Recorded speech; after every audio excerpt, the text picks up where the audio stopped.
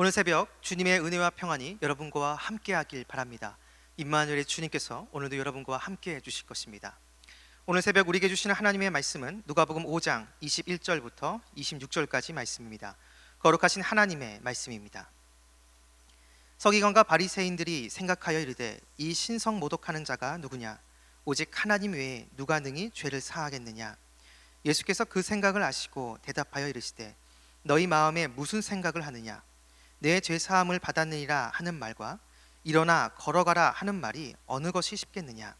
그러나 인자가 땅에서 죄를 사하는 권세가 있는 줄을 너희로 알게 하리라 하시고 중풍병자에게 말씀하시되 내가 내게 이르노니 일어나 내 침상을 가지고 집으로 가라 하시매 그 사람이 그들 앞에서 곧 일어나 그 누웠던 것을 가지고 하나님께 영광을 돌리며 자기 집으로 돌아가니 모든 사람이 놀라 하나님께 영광을 돌리며 심히 두려워하여 이르되 오늘 우리가 놀라운 일을 보았다 하니라. 아멘. 오늘 본문은 예수님께서 어느 집안에 계실 때 중풍병자를 고치시는 내용입니다. 그런데 병을 고치시기 전에 예수님이 그 사람을 향해서 죄 사함을 받았다라고 말씀하십니다. 그러자 그곳에 있던 서기관 바리새인들이 마음속으로 예수님이 신성모독을 행했다라고 생각합니다. 바로 그 생각을 아시고 예수님께서 그들에게 이렇게 질문하십니다.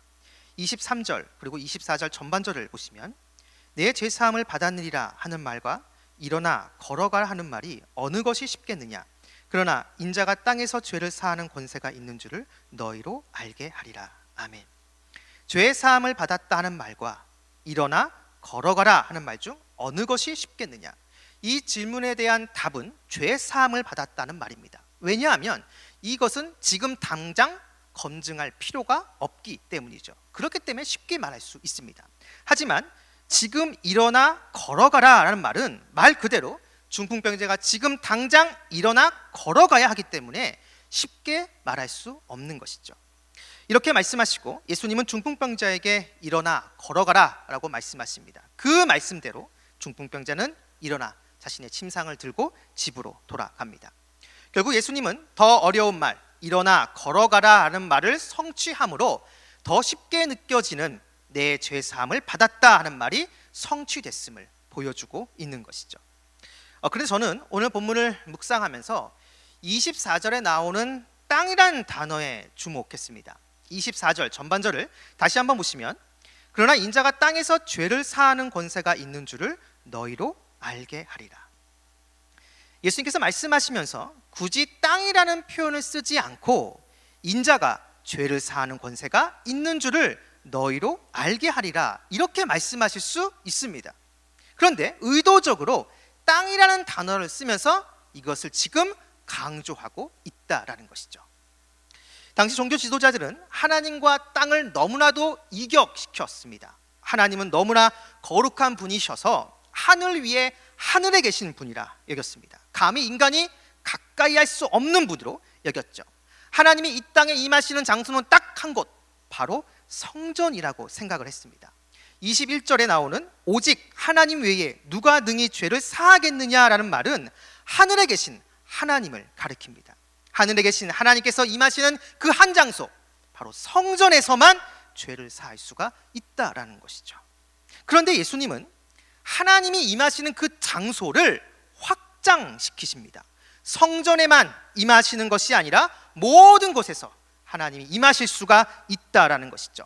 하늘과 땅이 연결된 그 통로를 지금 확장시키는 것입니다. 마치 중풍병자가 천정을 뚫고 내린 것처럼 막혀진 것처럼 느껴진 그 하늘 곳곳을 활짝 여시고 바로 하나님의 역사, 하나님의 임재가 나타나게 됐다라는 것입니다. 결국 예수님의 사역은 땅과 하늘을 막고 있는 장막을 허물고 하늘과 땅이 하나가 되게 하는 것이라 할 수가 있습니다. 주기도문에 나오는 아버지의 뜻이 하늘에서와 같이 땅에서도 이루어지게 하는 것이죠.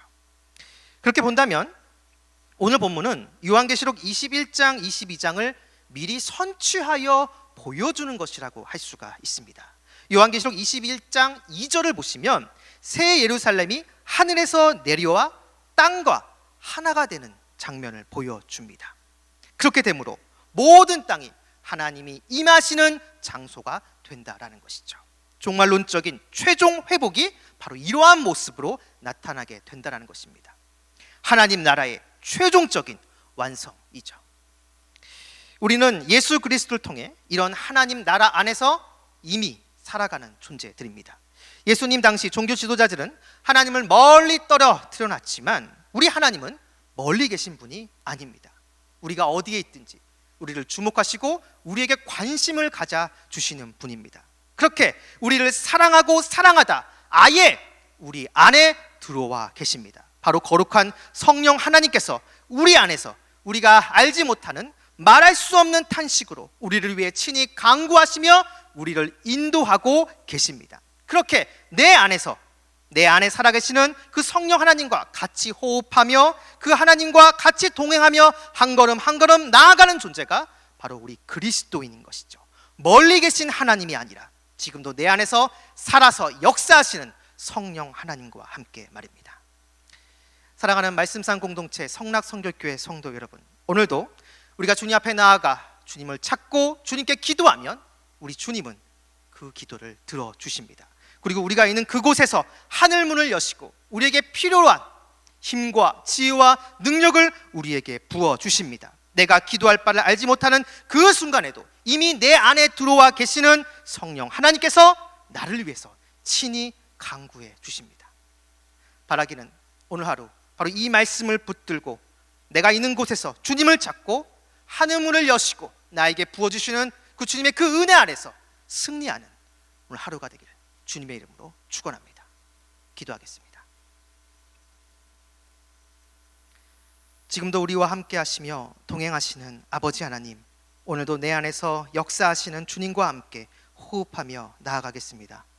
주님이 주시는 힘과 능력으로 오늘 승리하는 하루가 되게 하여 주옵소서. 감사드리며 예수님의 이름으로 기도드립니다. 아멘.